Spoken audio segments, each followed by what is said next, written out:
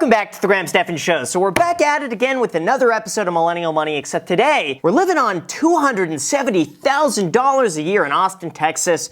Wait for it, Millennial Money. And my guess is this guy's got to be incredible with money, probably saving a lot, maxing out his retirement accounts, and I'm going to have nothing to complain about in this episode. But let's see, right after, of course, you get up to $100 of free crypto when you sign up for FTX US down below in the description. Enjoy, hit the like button, subscribe. Is there anything else? Enjoy. Let's begin. In high school, I was an introvert, and when I looked at successful people, they had a lot of friends and people around them. Yeah, see, I think it makes no difference if you're an introvert or an extrovert. Like, I'm really introverted, but I could be good in front of a camera. Who knew? Because there's no one else in the room except for me. So, it goes to show you. You just got to play to your strengths and be relentless in your work, and you too can make videos by yourself. People are awesome, and the only way we can really grow as a society. Oh, I love this shirt, and he's plugging in a Tesla. This guy's already won at life. Is to be very transparent. And it looks like he runs a nightclub in his bedroom, too. I'm Clinton Stamper. I'm 26 years old. I make $270,000 a year, and I live near Austin, Texas. Good for him in a no-income tax state. So he's paying 0% state tax on that, which means more money that he gets to keep. If he were in California, he would be making about $30,000 less. I work 2 days a week here at home, and then I work 3 days a week in the office in Austin. Wow, what a great schedule. 2 days from home, 3 days at the office, and then 2 days off. That's fantastic. I'm able to go to the office and they have gyms and cafes and food, etc. And then when I get home, I can just spend quality time with my girlfriend and her sister who lives with us. Oh man, that would be nice. See, part of me, like, you know, I'm happy doing this, obviously, but part of me envies the lifestyle of just like, okay, it's only 5 days a week at 5 p.m., I'm done, and, you know, I don't have to think about anything after that. It's just, you know, working for Google would be fantastic. Listen, Google, if you give me a high enough offer, I would love to come and work on the YouTube behind the scenes. It's got to be a crazy offer, though. But you know what? That would be fun. That would be fun. I'd do it. No. Maybe. So when I was looking at Austin, I had to figure out like how my lifestyle and my girlfriend's lifestyle could fit into where we wanted to live. And it's fun. I got swim shorts with the exact same pattern on it, the cats at the tacos. I just thought it was funny. And yeah, I like it. It's a good pattern. I would love maybe like a comforter over the bed with those with that print. That might be kind of nice. Or a full suit. Imagine a suit with that. I decided to buy here because growth is inevitable. And when it grows outside of this area then becomes part of the city, and it should expand in value and increase in price. Does this guy not wear anything other than cat shirts? I'm starting to think that's his only wardrobe. Unless he did it for the meme of CNBC and he's just doing it. Maybe. Oh man, guarantee that place is now worth 10% more. He's just made bank on this house. He got his 10% back. So we toured about 40 houses. I put offers in 3 of them. We had to waive every contingency we could. Basically had to open up our shirt and be like, here, you can have whatever you want. And even that sometimes wasn't enough. Write letters, we had to explain that we weren't investors. And we basically had to bid $50,000 to $60,000 over list price. If I were a seller, listen, no offense here, I wouldn't care if you're an investor, if you're not. It's just like, what's gonna net the most at the end of the day? I care very little about it. I know some people, like obviously if I were selling a very sentimental house, I would care. I wouldn't want it to be torn down or like demolished or anything like that, unless it's just the place is in disrepair. But I would bet for most people, they just care like, hey, who's paying the most? We got an investor paying this, so as long as you pay more than that, you get it. Something like that. So for this house, I ended up paying $638,000 when the list price was only $575,000. Wait a second, he has the office? I have the exact same thing on my office. That's cool. Let me guess, he also has a YouTube channel. The only stipulation that I had for that was that they need to be furthering themselves towards whatever goals they have. It doesn't have to match with my goals. Just whatever they want to achieve, I want to see progress towards that. They're like, yeah, I want to progress on crypto. That's what I want to do. I want to progress on making fat stacks of money. Maybe me, I don't know. They pay for their food and their drinks, their clothing, and any other things that they want. Open communication about finances is really key to having a healthy relationship. Yeah, because for him, it's just like they're not costing him that much more. I mean, maybe it's a little bit when it comes to utilities. Maybe they're taking like hour-long showers, huge baths every night. Use it. Then maybe. But otherwise, if he's buying the house anyway, he's got the extra space anyway. Why not? I'm fine with it. I grew up in Ohio in a little suburb called Rootstown. My mom and my dad were there for about 6 years of my life. They ended up getting divorced. I had the same haircut as a kid. I think every kid in the 90s had that sort of bowl cut with the cut in the back, just tapered off right there. My aunt got cancer and my mom had to take care of her at the Akron Children's Hospital. And that's where I ended up spending most of my time during my younger youth. Oh, he kept the same haircut too. I bet he did not like that picture. I bet he's like, Mom, just delete that one. Just get rid of it. Just don't show anybody, and now everyone's seen it. So what I did is I planned on becoming a neurosurgeon so I could help with research and actually perform these types of surgeries to extract these brain tumors in a way that would let more of my friends live a wonderful life and not pass on like the reality that I eventually found out they reached. Oh, good for him though. Really wanting to make a difference and help. I think he's got a very caring nature. And when I wake up every morning, I click one of the apps depending on the day, and I invest a certain amount every single day. That's good. Look at that. Investments, $8,929 at the T. 401k, traditional IRA, HSA, RSU, equity, crypto. See, I told you he's maxing out everything he can. I called it here. Mortgage and utilities, $35.29, not bad. Transportation, $764. Tesla and maintenance. That's got to be his Tesla loan. But his loan payment has to be, I don't know, $600 a month. I'm assuming he's financed it because they have low rates. Let's see, discretionary, $589. Entertainment, shopping, education. Okay, food, $590. Yeah, that seems a lot when he's got Google basically serving him gourmet meals every day. Why is that so high? Donations, $221. Subscriptions, $215. That's fine. Gym, Netflix, cloud storage, Spotify, Amazon Prime, Discord. And he's got a lot of subscriptions. Insurance, $177. Triangle. That's not bad for insurance at all. Travel, $159. Business expense, $145. Let me guess, the business is a YouTube channel. I'm waiting for that.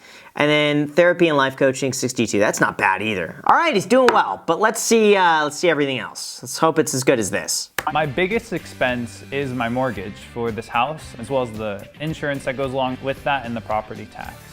After that, my second biggest expense would be my car. Now, what I tell you, $23,000 on the loan, that makes up most of it.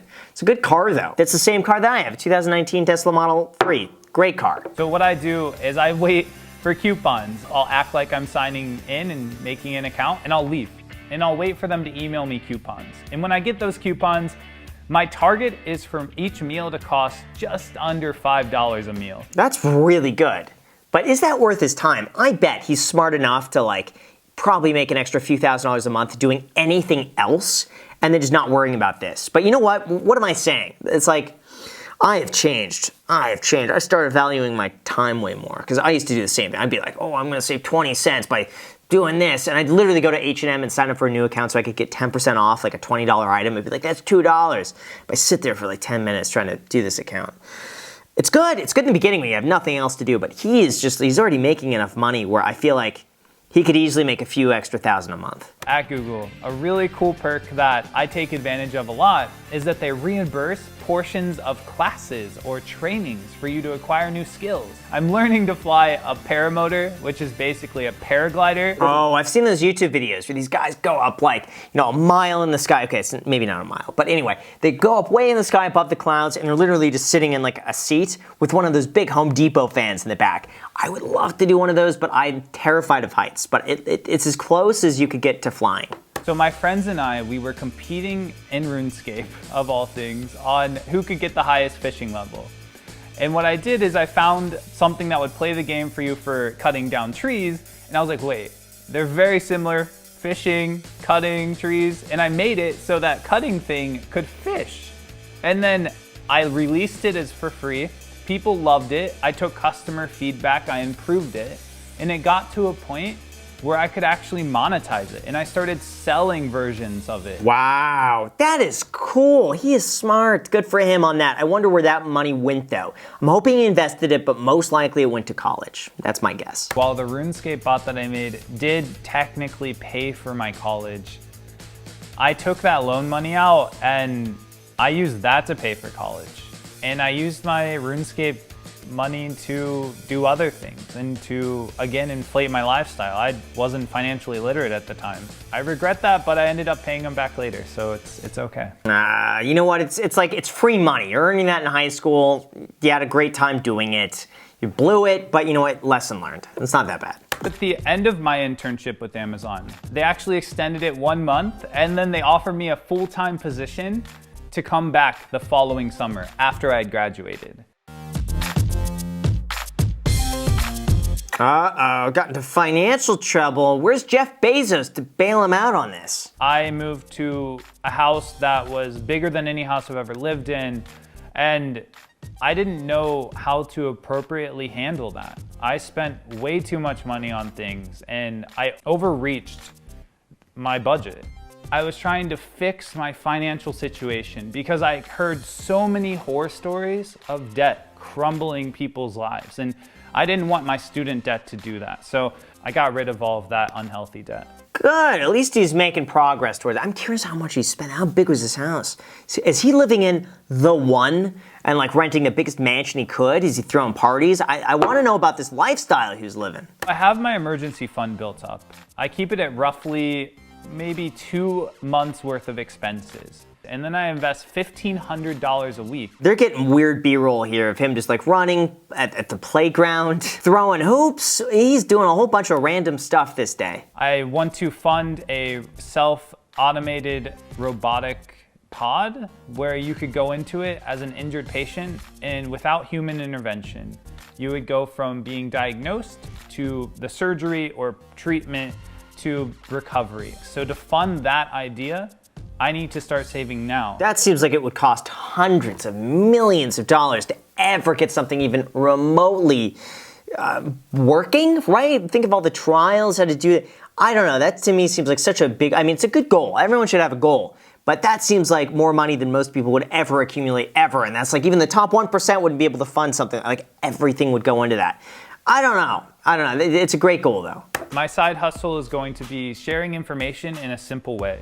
And right now the plan is to do that through YouTube Shorts, TikTok, Instagram Reels. I plan on covering everything from finances to just daily life things. Oh, what I say, it's coming. It's coming. Another one with a YouTube channel. Everyone, it's got the YouTube channel now. Listen, it's good. It's good. He's well spoken. I would say shorts. I'd say YouTube Shorts right now. That might have a lot of potential. I plan on just consistently investing every day and keeping both investments in cryptocurrency as well as the stock market. I also plan on... What the? Again, who watches their lawnmower? You're just staring there. Something the cat would do is just stare. Maybe he's secretly a cat in disguise. Like, we just don't know it yet. It would explain the shirts.